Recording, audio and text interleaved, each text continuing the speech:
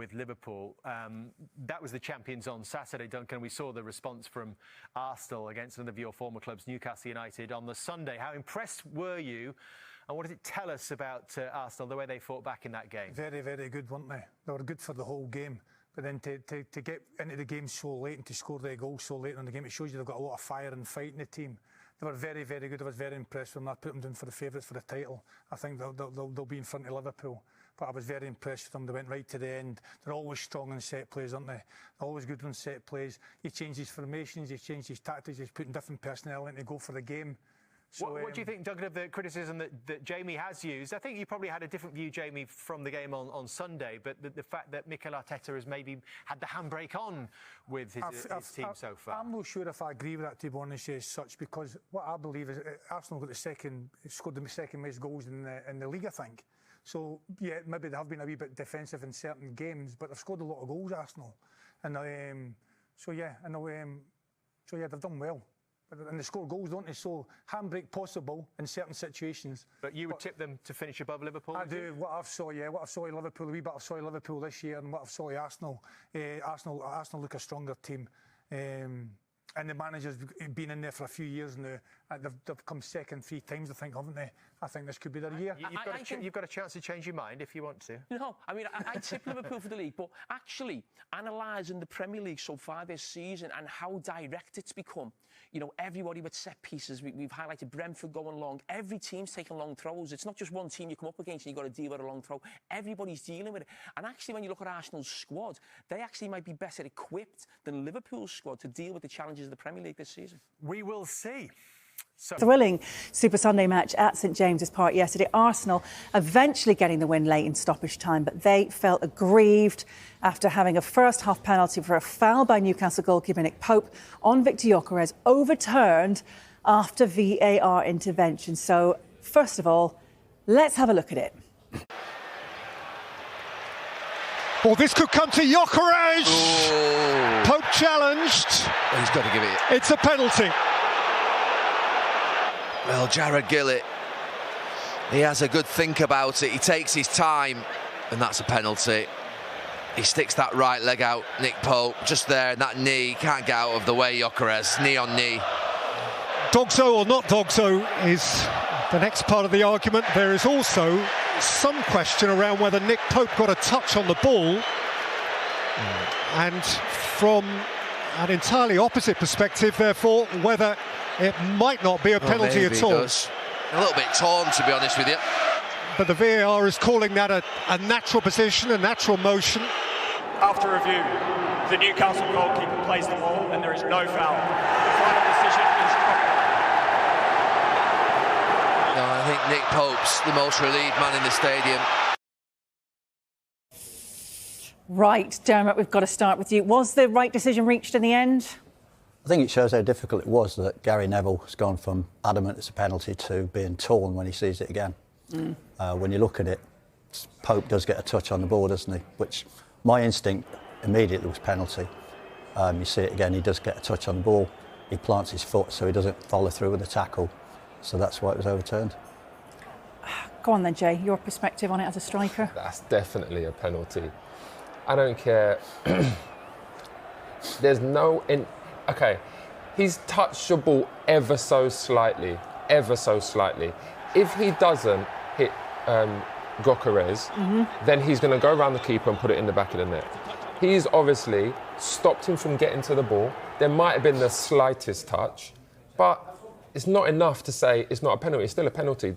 We see one last week with Sanchez. Sanchez touched the ball and Buemo goes through. What happens, Dermot? Last week was different, wasn't it? If you watched last week... He touches the ball, though? If you let me finish, please. He touches the ball, but he follows through his tackle, doesn't he? Pope... Yeah, that's a natural motion. He's trying to get the ball. OK. If you watch this one, like, he touches the ball, then he follows through, he catches him on the knee. If you watch the Pope one, the ball... He touches the ball, but he plants his foot. He does no more. He doesn't. He's sliding like that. He's sliding like that still. His foot's still there. He's still going towards the ball. There. Yeah, but he's still coming towards the ball. He hasn't stopped still. He's trying to spread himself and make himself big. It's the same kind of thing. if you watch that, Pope does not go into Gyökeres, does he? He stops. No, he's not stopping. Stopping would mean he stands like that. He's actually gone forward still and he's made himself big like that.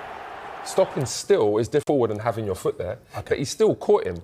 And that, to me, makes it's a penalty. There's no doubt about it. Everyone thought that was a penalty. That's the talking point. If everyone thinks it's a penalty, again, this is I always go back to the officials in the VAR room. Have they played the game? Do they understand what happens in a football match? He has not stopped still. You can say his foot is planted, his foot's not planted if it's facing up. If his studs are facing to the side, a planted foot means that the studs will be in the floor. They're not in the floor. That means he's come forward, he's still in motion, he's hit Gyokeres, and he's brought him down. Gyokeres goes around the keeper there, he's going to put it in the back of the net. OK, let's move on and get the thoughts of then Bukayo Saka and Mikel Arteta for you. For me, it was a penalty. We were instructed very clearly again this season that unless it's a clear and obvious error, the VAR is not going to intervene. It's not. So that's my opinion. Thanks God we find a way to win the game. If we have VAR, it's for clear and obvious error, and the fact that it took the ref that long to decide, it shows it's not a clear and obvious error. But it's things like this, these little things that always go against us. So, Dermot, should they have just stuck with the on-field decision then? And what do you make of those comments then? This year they've tried to stop the on-field decision as much as possible. There's no doubt about that. But I think once the VAR looks at it, he's decided he's played the ball, and that's the key factor. Once he's decided he's played the ball, he's still sent the referee to screen. The referee could still hold his ground. He could still say it's a penalty. Can I ask you a question, Dom? Do you think that going forward, and again, this is hypothetical, I know you don't like hypotheticals sometimes, but do you think they need to take in consideration where the ball actually goes or how far the ball actually goes away from the player? Because if the ball is touched slightly, but then you take out the player, if you don't take out the player could still get there, right? So I think maybe going forward, they have to take that into consideration, because in that point, if Gyokeres isn't touched, he could still go around and get the ball, because it's close enough to him, right? Maybe. But, it's a point, yeah. Fair enough. It is, maybe. But referees take everything into consideration. They look at everything, look at where the ball's going, the direction of play, would the player have got it? We see instances this weekend where is a player in control of the ball, is he not? But and again, we're going back and forth now, but even that Sanchez one, technically, when you look at that, Mbeumo is not in control of the ball. The defender's actually there, so he might not have even got the ball. But Sanchez still touches it, and yes, he's coming out because he's actually running. I think if I can stop you there, Jay, sorry. That's a red herring, because we all know that was a red card last week. But he touched the ball. But we all know it's a red card. Yeah, but what I'm saying is it's the same thing, isn't he? He's saying he touched the ball. It's not the same, because we all know that was a red card last week, so we can park that. No, I'm not saying. I'm saying if that's the rule, it should be the rule here.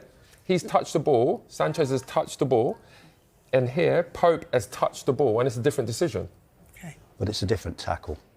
We're going to park it. We're going to leave last week. We're going to leave that here. We just want to move on to, as much as we can, another potential penalty incident late on. Let's look at Anthony Elanga's cross, hitting Gabriel's outstretched arm. Take us through this one then, Dermot. Yeah, I think this is a really interesting decision. This is after the one at Luton with Luton and Wolves, where the player, it struck his leg, flew up, hit his arm, and it was decided it's not possible. Now, the rule is, if it strikes your body and flies up onto your arm, it's not going to be given, because it's not possible to get out of the way. So I was the same with Dermot on that one. That was a tough one, because they're both going into a challenge. And like Dermot said, by the letter of the law, the rule is if it touches your body and then hits your arm, it's not handball. But the only thing I would say about that is, yes, there was a challenge, but not enough of a challenge, because the ball was still going to go in the box until it hit his arm. That's the only thing I would decision.